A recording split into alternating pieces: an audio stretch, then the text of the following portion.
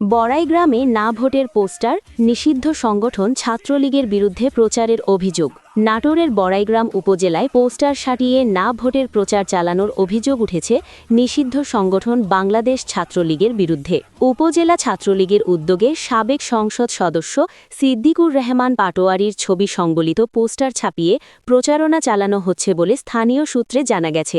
রবিবার ২৫শে জানুয়ারি সকালে বড়াইগ্রাম উপজেলার বনপাড়া পৌর মার্কেট এলাকায় দেয়ালে এসব পোস্টার লাগানো দেখা যায়। পোস্টারে লেখা রয়েছে, সারা বাংলা হয়েছে জোট, নৌকা ছাড়া কিসের ভোট, অবৈধ নির্বাচন মানি না, মানব না, গণভোটকে না বলুন। পোস্টারের নিচে বাংলাদেশ ছাত্রলীগ বড়াইগ্রাম উপজেলা শাখা নাটোরের নাম উল্লেখ করা আছে।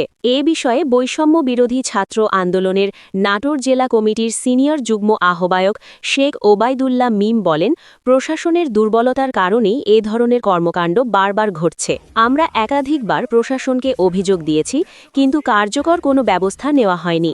রাষ্ট্রবিরোধী কর্মকাণ্ডে নিষিদ্ধ ঘোষিত ছাত্রলীগকে ধরিয়ে দিলে উল্টো আমাদের বিরুদ্ধে মব করার অভিযোগ আনা হয়, অথচ অভিযুক্তদের বিরুদ্ধে প্রশাসন দৃশ্যমান কোনো পদক্ষেপ নিচ্ছে না। এতে করে প্রশাসনের নিরপেক্ষতা নিয়ে জনমনে প্রশ্ন তৈরি হচ্ছে। উপজেলা ছাত্রদলের আহ্বায়ক জাহিদ হাসান বিপুল জানান, নির্বাচনকে বানচাল করার একটা ষড়যন্ত্র করছে।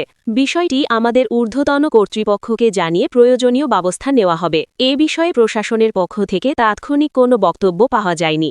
তবে এলাকাবাসীর দাবি, দ্রুত সময়ের মধ্যে এ ধরনের পোস্টার অপসারণ ও জড়িতদের বিরুদ্ধে আইনানুগ ব্যবস্থা না নেওয়া হলে পরিস্থিতি আরও উত্তপ্ত হতে পারে।